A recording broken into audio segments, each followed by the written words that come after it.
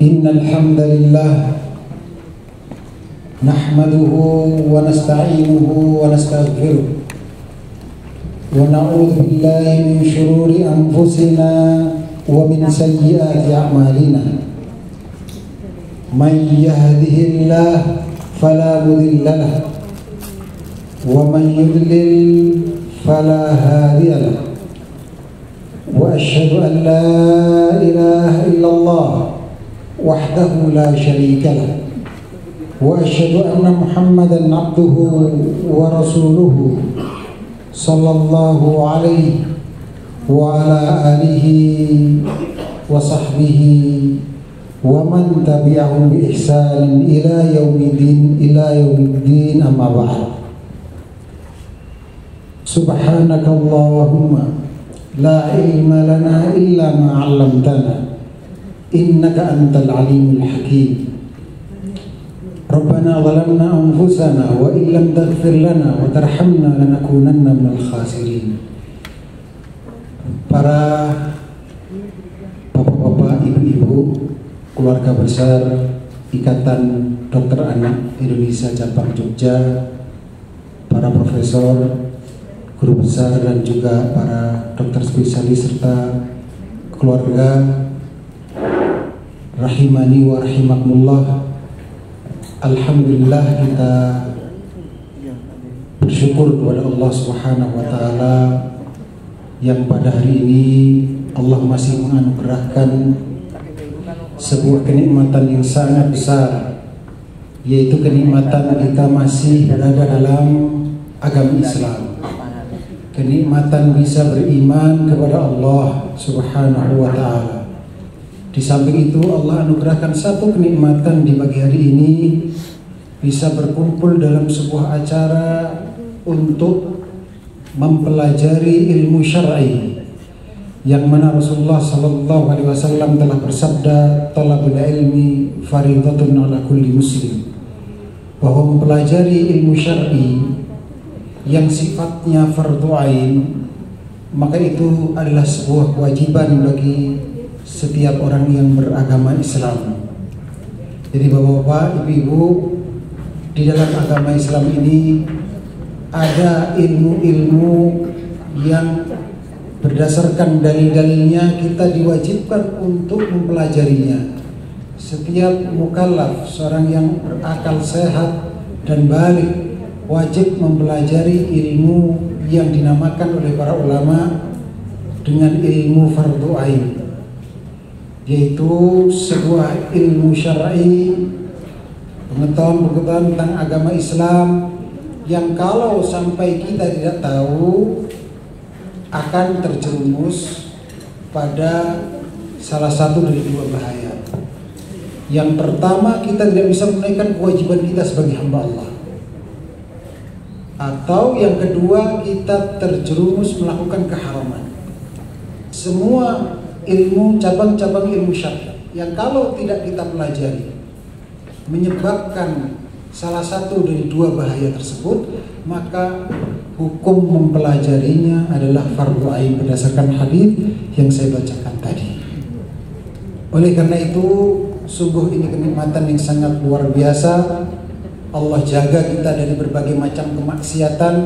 Bahkan Allah anugerahkan kita pada detik ini bisa berkumpul untuk mempelajari ilmu syar'i, yang mana sebagian yang akan saya sampaikan adalah sifatnya ilmu fardhu ain, bahkan ilmu yang paling mulia, karena itu dasar dari agama kita dan inti dari ajaran agama kita, yang dinamakan dengan ilmu tauhid, yaitu mengesahkan Allah Subhanahu wa taala.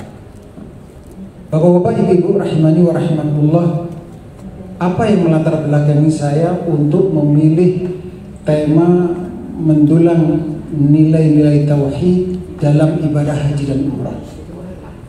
Setidaknya ada dua hal. Yang pertama,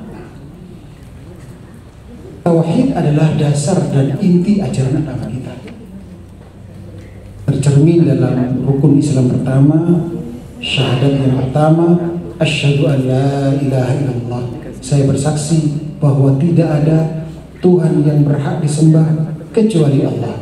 Itulah kalimat tauhid. Kemudian alasan yang kedua, bapak-bapak, ibu-ibu, Ikatan Dokter Anak Indonesia tentunya tidak asing dan bahkan akrab, mungkin sebagiannya juga berulang-ulang menunaikan ibadah haji dan umrah. Karena sebagian beberapa hari yang lalu saya berkunjung di salah satu rumah dokter spesialis bedah. Beliau menyampaikan ke saya bahwa sudah 10 kali umroh, Masya Allah, dan sudah mengajak keluarga, anak dan istrinya semua untuk umroh. Oleh karena itu, dari sinilah apa yang melatar belakangi saya untuk memilih materi tentang tauhid yang bisa diambil dari ibadah-ibadah yang sering kita lakukan atau beberapa kali kita lakukan, yaitu ibadah haji dan ibadah umrah. Para jamaah rahimani wa rahimakumullah, tentu yang pertama kali yang ingin saya sampaikan terkait dengan tema tersebut adalah 3 istilah, karena masing-masing disiplin ilmu pasti memiliki terminologi. Juga demikian dalam disiplin ilmu syar'i ada terminologi yang harus kita pahami. Kalau temanya tadi mendulang nilai-nilai tauhid dalam ibadah haji dan umrah, maka setidaknya 3 hal yang perlu kita pahami. Yang pertama tentang haji, yang kedua tentang umrah, walaupun singkat-singkat tentunya karena waktu, dan yang ketiga tentang tauhid, sekaligus lawannya yaitu syirik. Sebelum kita masuk dalam pelajaran-pelajaran tauhid, apakah yang terdapat dalam manasik, yaitu ritual ibadah haji dan umrah, insyaallah ta'ala. Semoga Allah ta'ala menganugerahkan keikhlasan dan kesesuaian dengan sunnah Rasulullah SAW dalam melaksanakan acara ini. Allahumma amin. Para jamaah rahimani wa rahimakumullah, adapun haji, sebagaimana kita telah ketahui, Allah perintahkan di dalam Al-Quran kita sebagai hamba Allah untuk menunaikan ibadah haji. Allah Ta'ala berfirman, walillahi 'alan nasi hajjul baiti man istata'a ilaihi sabila. Haji adalah kewajiban manusia terhadap Allah, yaitu bagi orang yang mampu melakukan perjalanan ke Baitullah.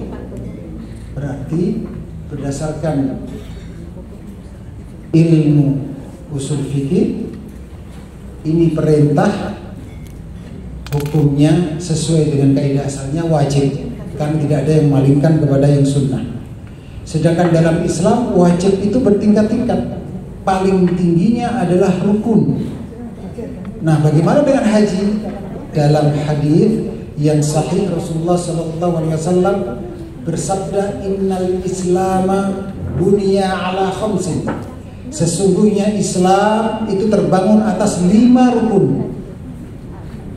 Yang pertama syahadah la ilaha illallah, yang kedua wa iqamis salat, yang ketiga wa itaiz zakah, dan yang keempat wa siyam Ramadan, dan yang terakhir rukun kelima wa hajjil bait, yaitu pertama syahadatain asyhadu an la ilaha illallah wa asyhadu anna Muhammadar Rasulullah, dan yang kedua menunaikan sholat 5 waktu, rukun yang kedua dari rukun Islam, yang ketiga menunaikan zakat, dalam hal ini zakat mal, dan juga kita syariatkan juga menunaikan zakat fitrah, dan yang keempat puasa Ramadan. Rukun yang kelima adalah haji ke Baitullah. Para jamaah rahimani wa rahimakumullah, dengan demikian haji itu kedudukannya tinggi sekali dalam Islam.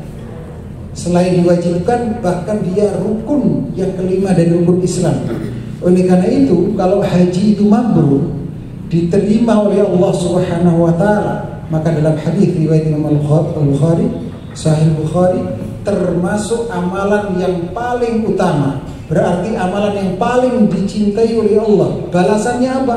Dalam sebuah hadis yang sahih, man hajjaha hadzal bait, barang siapa yang berhaji ke Baitullah falam yarfuth, sedangkan dia tidak melakukan jima, hubungan suami istri, tidak melakukan perbuatan cabul, ucapan cabul, itulah rafath, walam yafsud, dan tidak melakukan kefasikan, roja'a kayaumin waladathu ummu, maka dia akan kembali pulang dengan membawa kondisi seperti bayi dilahirkan oleh ibunya, bersih dari dosa. Allahu Akbar. Semoga haji-haji yang dilakukan oleh bapak-bapak, ibu-ibu semuanya termasuk haji yang mabrur. Allahumma amin, yang pahalanya demikian besarnya, bersih dari dosa. Itu haji. Sedangkan umroh, bapak-bapak, ibu-ibu rahimani wa rahimakumullah, banyak keutamaannya. Satu saja dari hadis ataupun dua dari hadis yang sahih yang menunjukkan keutamaan ini tanpa disebutkan keutamaan yang lain, itu bagi kita sebetulnya sudah mencukupi. Apa hadis tersebut? Allah Ta'ala berfirman, al-hujjaju wal-ummaru wafdullah. Para jamaah haji dan jamaah umrah itu statusnya dalam hadis yang sahih disebutkan wafdullah, tamu-tamu Allah. Layaknya tamu, maka dimuliakan oleh Allah Ta'ala. Mengapa mereka ini dimuliakan, para jamaah haji dan umrah ini? Dalam kelanjutannya, sabda Rasulullah SAW tersebut, jangan lupa bersalawat dan bersalam, da'ahum fa'ajabu. Allah mengundang mereka untuk haji dan umrah. Fa'ajabu, lalu mereka menyambut undangan Allah. Wasa'aluhu fa'atahu. Akibatnya apa? Allah ganjar dengan mereka memohon kepada Allah kebutuhan-kebutuhan mereka, berdoa kepada Allah, fa'atahu, niscaya Allah akan anugerahkan kepada mereka pengkabulan doa. Allah kabulkan doa mereka. Masya Allah. Tapi syaratnya dua, namanya haji dan umrah itu bisa didapatkan janji-janji Allah, yaitu kalau ikhlas dan kalau tata caranya sesuai dengan ajaran Rasulullah SAW. Ada dalilnya mengapa harus mengucapkan begini ketika talbiyah, mengapa harus ketika memakai ihram harus caranya seperti ini, mengapa tawafnya begini, dan seterusnya, sesuai dengan ajaran Rasulullah SAW, yaitu Al-Quran dan Al-Hadis. Dalam hadis sahih yang lain menunjukkan keutamaan umrah. Wa in istaghfaruhu ghafara lahu. Dan jika para jamaah haji dan umrah tersebut memohon ampun kepada Allah, maka Allah akan ampuni mereka. Masya Allah. Tentunya jika terpenuhi syarat-syarat doa dikabulkan dan tidak adanya penghalang-penghalang doa dikabulkan. Karena memahami sebuah dalil tidak boleh melupakan dalil-dalil yang lain, sehingga digabungkan muncul apa itu syarat-syarat dikabulkannya doa dan apa itu penghalang-penghalang dikabulkannya doa. Terakhir terkait dengan umroh adalah tentang hukum umroh. Barangkali bapak-bapak, ibu-ibu sudah sering mendengar hukum umroh yang dinyatakan sunnah oleh banyak para ulama, seperti Imam Abu Hanifah, Imam Malik, juga demikian pendapat lama dari Imam Syafi'i, karena Syafi'i ada pendapat lama dan pendapat baru, dan juga demikian riwayat dari sahabat Ibnu Mas'ud radhiyallahu anhu, dan yang lainnya dari ulama-ulama yang lain yang menyatakan hukum umrah itu sunnah.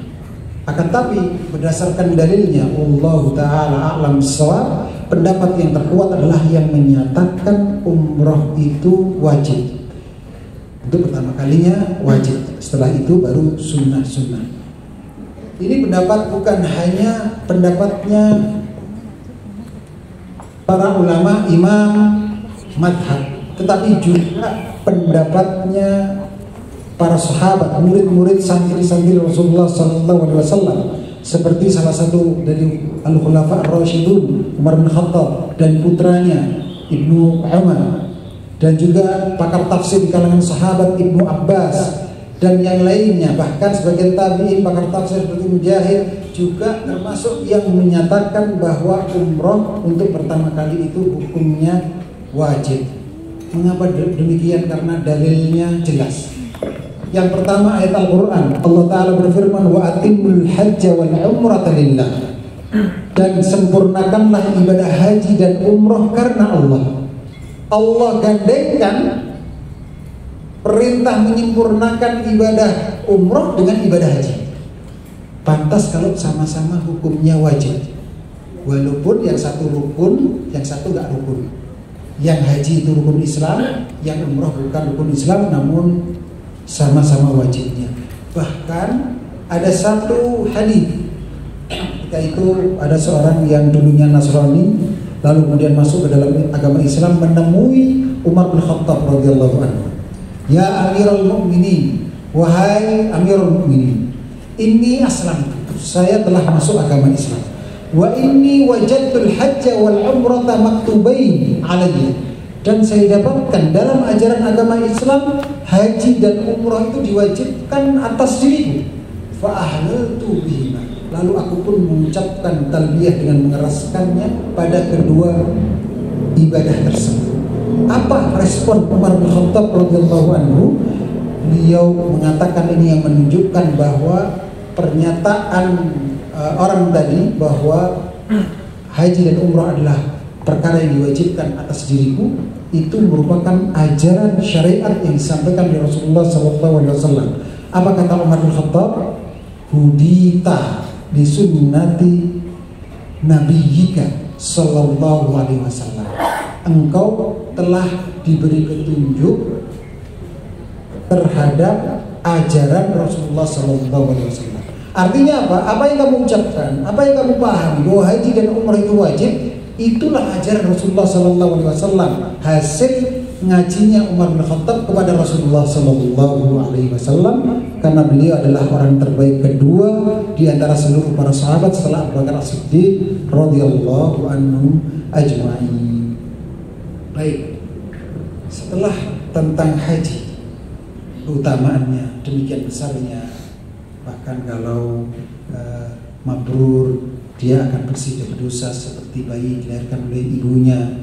Kemudian umroh juga demikian, keutamaannya demikian besarnya, doa kita akan dikabulkan.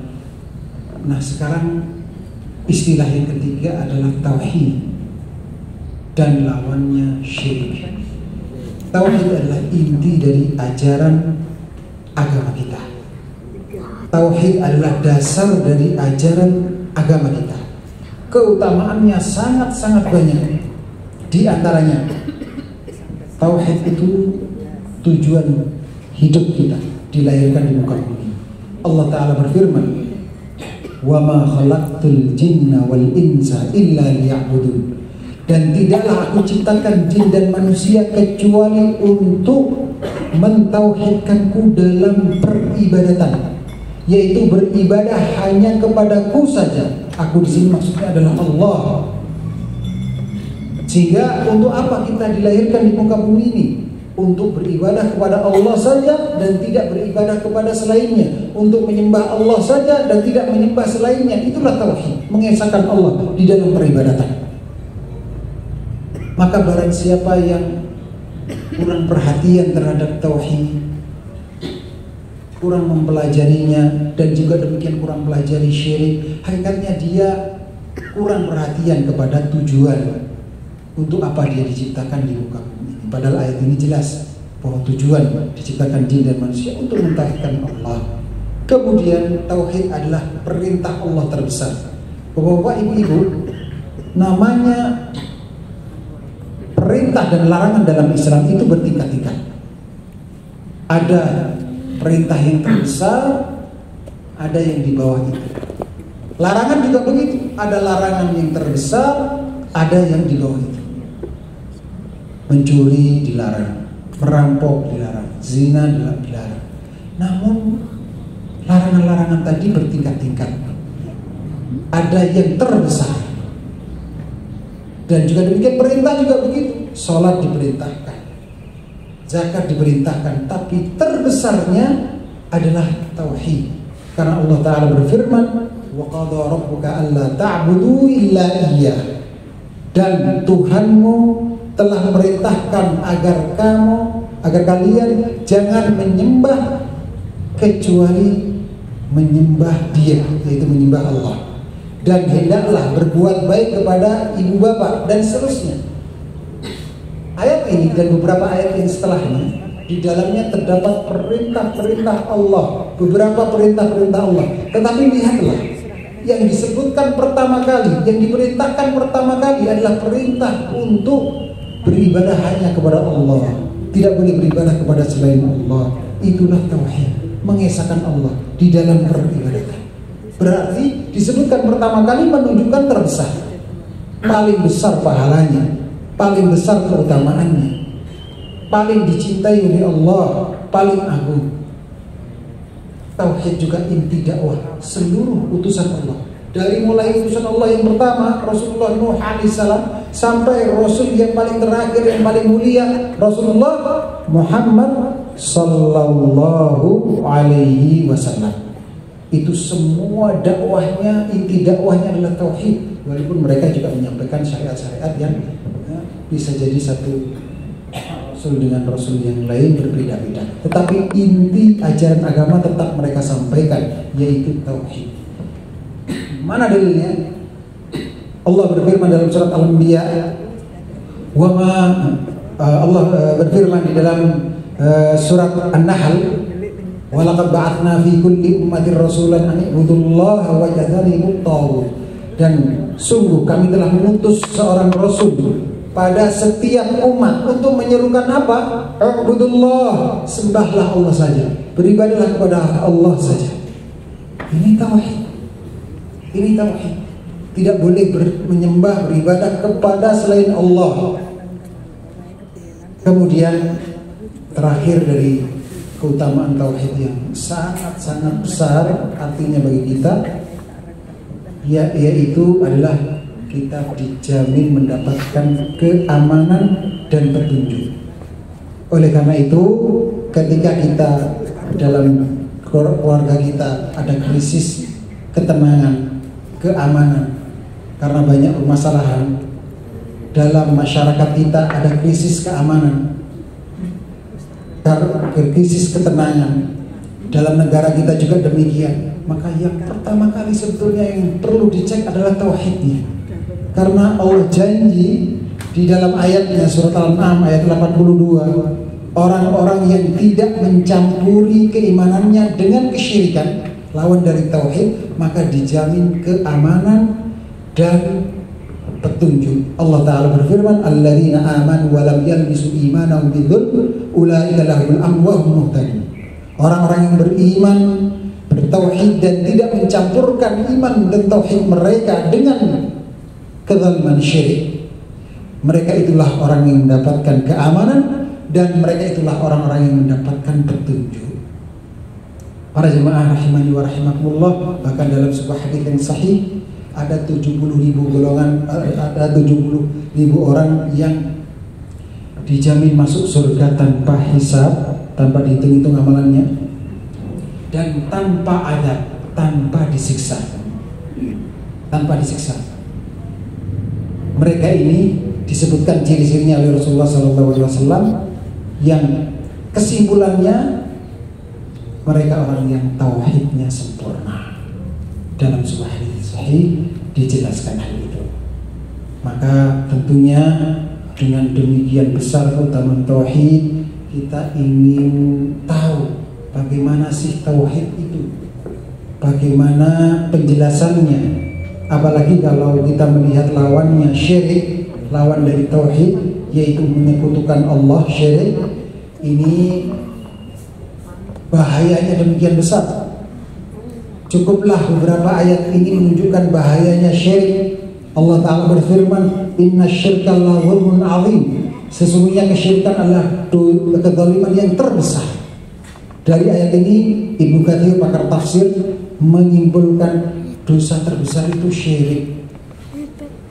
Jadi kalau ada dosa zina, dosa korupsi, dosa mencuri, itu tidak bisa menyamai dosa terbesar dalam Islam, dalam ajaran Islam, yaitu syirik, berdasarkan surat Luqman ayat 13 ini.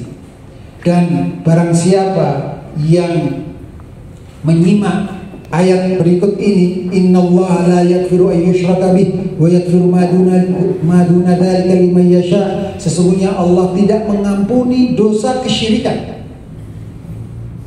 Tafsirannya maksudnya adalah syirik besar yang sampai mengeluarkan pelakunya dari Islam alias memurtadkan seseorang. Karena syirik itu ada dua, syirik besar memurtadkan, syirik kecil tidak sampai memurtadkan. Wa yaghfiru ma duna dzalika liman yasha, dan mengampuni dosa di bawah tingkatan kesyirikan besar tadi bagi orang yang Allah kehendaki. Jadi dalam Islam dosa apapun kalau nggak sampai syirik besar berdasarkan ayat ini masih ada memungkinkan diampuni selama masih bisa mempertahankan tauhidnya sampai meninggal dunia. Oleh karena itu dalam ayat kita diperintahkan menjaga keimanan kita sampai akhir hayat kita. Jangan sampai sekali-kali kita meninggal kecuali dalam keadaan beragama Islam, yaitu intinya Islam adalah tauhid. Kita pertahankan tauhid sampai meninggal dunia. Kalau masih membawa dosa di bawah tingkat syirik besar, berdasarkan ayat ini masih memungkinkan diampuni. Tergantung kehendak Allah, maka Allah memilih orang tersebut untuk diampuni oleh Allah. Tapi kalau meninggal membawa syirik besar, ini tidak diampuni berdasarkan ayat ini.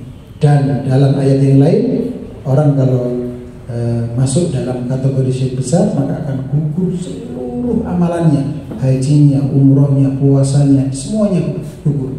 Mana ayatnya? Allah Ta'ala berfirman, la in asyrakta la yahbatanna amal. Wahai Rasulullah Muhammad, bukan kita ini, kata engkau yang ada dalam ayat ini, bukan kita maksudnya, utusan Allah yang paling mulia, Rasulullah Muhammad SAW. Wahai Muhammad, la in asyrakta, sungguh jika engkau melakukan kesyirikan, diandaikan, padahal tidak mungkin Rasulullah SAW melakukan kesyirikan. Allah jaga keimanan beliau, bahkan beliau adalah orang yang paling bertakwa. Tapi diandaikan untuk pengajaran kepada umatnya, la in asyrakta, sungguh jika kalian melakukan kesyirikan, la yahbatanna amal, akan gugur seluruh amalan-amalan ibadahmu. Sholat yang shaf pertama, kemudian puasa Senin Kamis, kemudian haji umrah yang berkali-kali. Ini berdasarkan surat Az-Zumar ayat 65 yang saya bacakan tadi, gugur seluruh amalan-amalan tersebut. Bahkan pelakunya berdasarkan ayat yang lain kekal selamanya di neraka kalau tidak bertaubat. Itu pentingnya ngaji tauhid, pentingnya ngaji syirik. Ngaji tauhid untuk dilaksanakan, ngaji syirik untuk dihindari. Para jemaah rahimani wa rahimakumullah, tentunya di waktu yang sempit ini tidak cukup untuk menjelaskan perincian detail tentang dalil-dalil tauhid dan dalil-dalil tentang syirik. Karena apa Bapak-bapak, Ibu-ibu, Islam itu di dalamnya terdapat dua kelompok dalil yang menjelaskan tentang tauhid dan syirik. Kelompok pertama adalah dalil yang global. Contoh misalnya qul huwallahu ahad. Katakanlah bahwasanya Allah itu Tuhan yang esa, tidak boleh disekutukan, harus ditauhidkan. Itu dalil dari sekian banyak dalil tentang tauhid tapi yang global. Padahal kalau dikalkulasi, kumpulan dalil yang kedua tentang tauhid ini mendominasi jauh lebih banyak daripada kelompok dalil tauhid yang global, yaitu dalil-dalil terperinci tentang tauhid.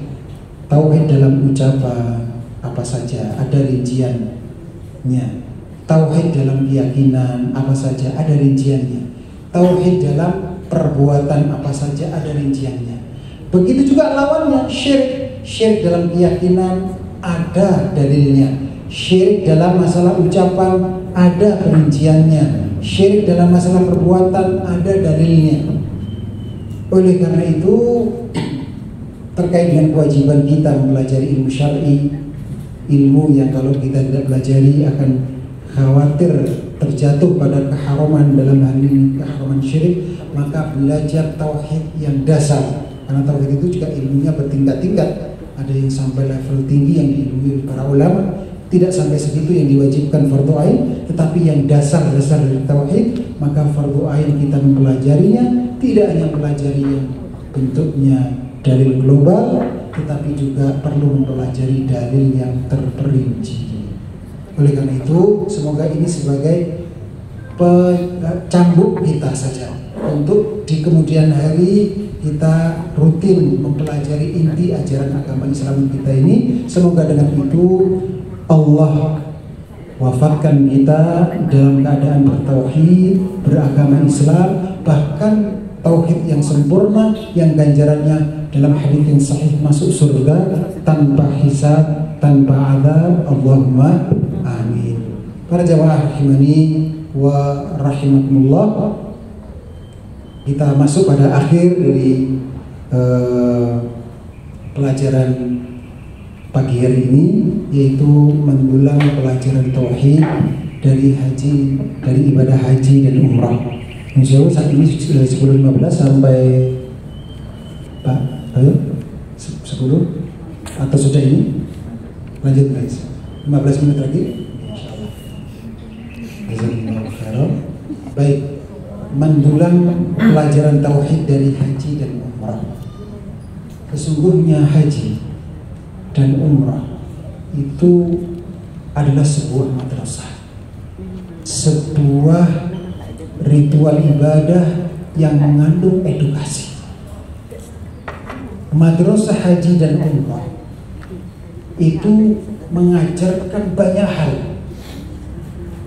mengajarkan bagaimana seseorang yang menunaikan keduanya itu mentauhidkan Allah, mengajarkan madrasah haji dan umrah mengajarkan meluruskan akidah, mengajarkan tazkiyatun nufus, yaitu pensucian jiwa, pembersihan hati dari kotoran-kotorannya, dari hasad, dari sombong dan seterusnya. Kemudian memupuk ketundukan kepada Allah, mengingatkan kita kepada akhirat dan zuhud terhadap dunia, serta memperkuat ukhuwah Islamiyah, menanamkan nilai-nilai sosial yang positif di tengah-tengah masyarakat dan yang lainnya. Banyak madrasah haji dan umrah mengajarkan hal itu. Akan tapi pelajaran yang terpenting saja yang menjadi concern kita pada pagi hari ini, yaitu nilai-nilai tauhid di dalam ibadah haji dan umrah insyaallah ta'ala. Pelajaran pertama, yaitu pelajaran terbesar dalam ibadah haji dan umrah, yang diambil dari talbiyah. Labbaik Allahumma labbaik, labbaik la syarika laka labbaik, innal hamda wan ni'mata laka wal mulk la syarika lak. Itu talbiyah. Di dalamnya terdapat pelajaran yang terbesar, yaitu wajibnya bertauhid dan haramnya syirik. Jadi selayaknya Bapak-bapak yang hendak melaksanakan ibadah haji dan umrah, maka hadirkan ini dalam hati. Saya mengucapkan talbiyah ini berarti saya mengokohkan ikrar saya bahwa hanya Allah yang saya sembah. Wajib saya bertauhid di dalam peribadatan, beribadah hanya kepada Allah saja, dan haram saya melakukan kesyirikan dalam peribadatan. Cuman kalimat wajib bertauhid, haram syirik dalam peribadatan itu kan baru kalimat global. Padahal sebagaimana saya katakan tadi, dalam Islam justru dalil-dalil terperinci tentang tauhid dan syirik lebih banyak daripada dalil global. Berarti harus ada penjabarannya. Apa maksud wajib mentauhidkan Allah, mengesahkan Allah dalam peribadatan? Nggak boleh beribadah kepada selain Allah, wajib beribadah kepada Allah saja. Harus kita paham bahwa dalam dalil ibadah yang dimaksud itu baik ibadah hati, ibadah ucapan maupun ibadah perbuatan. Di hati itu juga beribadah. Bahkan dasar dari peribadatan bukan hanya sekedar gerakan anggota tubuh, sholat misalnya, tidak ada nilainya apa-apa kalau hanya sekedar refleks anggota tubuh, sementara hati tidak meniatkan untuk menaikkan ibadah sholat 5 waktu misalnya. Hati beribadah juga. Oleh karena itu, ketika kita mendapatkan lafaz global seperti ini, wajibnya bertauhid dan haramnya syirik, sesungguhnya di dalamnya terdapat perincian yang luas. Berarti saya tidak boleh beribadah kepada Allah dengan jenis ibadah hati maupun ibadah anggota tubuh lahiriah kepada selain Allah. Saya tidak boleh beribadah dengan ibadah apapun kepada selain Allah. Wajib saya persembahkan ibadah hati saya kepada Allah, dan wajib juga saya persembahkan ibadah zahir saya kepada Allah saja. Sekedar contoh saja Bapak Ibu, ibadah ucapan seperti doa, ibadah perbuatan seperti sholat misalnya atau zakat, ibadah hati seperti khauf, takut. Takut ini kalau sudah sampai tingkatan menyembah, pelakunya dikatakan menyembah, beribadah. Karena ibadah tadi kan ada ibadah hati. Salah satu ibadah hati adalah takut. Takut itu berlevel-level, ada tingkatannya. Ada takut yang tabiat, maka itu nggak masalah takutnya kepada selain Allah. Seperti takut kepada ular, takut kepada api. Itu takut yang tabi'i dalam istilah ilmu tauhid. Takut yang tabiat, itu nggak masalah. Tetapi kalau sampai takut itu tingkatan pelakunya dikatakan menyembah, inilah yang dinamakan khauf ibadah, takut ibadah. Inilah berlaku kaidah wa'budullaha wa la tusyriku bihi syai'ah. Dalam ayat Al-Quran disebutkan, maka beribadah Anda kepada Allah saja dan jangan Anda menyekutukan Allah syirik dalam peribadatan. Sehingga dalam masalah takut yang sampai tingkatan ibadah, tidak boleh kita takut tingkatan ibadah tadi kepada Allah, kepada selain Allah. Wajib kita takut kepada Allah saja dengan jenis takut yang ibadah. Itu satu contoh saja, dan masih banyak contoh yang lain. Lalu apa kaidahnya sebuah takut dikatakan ibadah? Apakah kita masuk ke rumah yang dikatakan angker kemudian takut, itu dikatakan takut ibadah? Apakah kemudian kita takut kepada perampok, itu dikatakan takut ibadah? Apakah kita takut kepada atasan yang mengajak korupsi?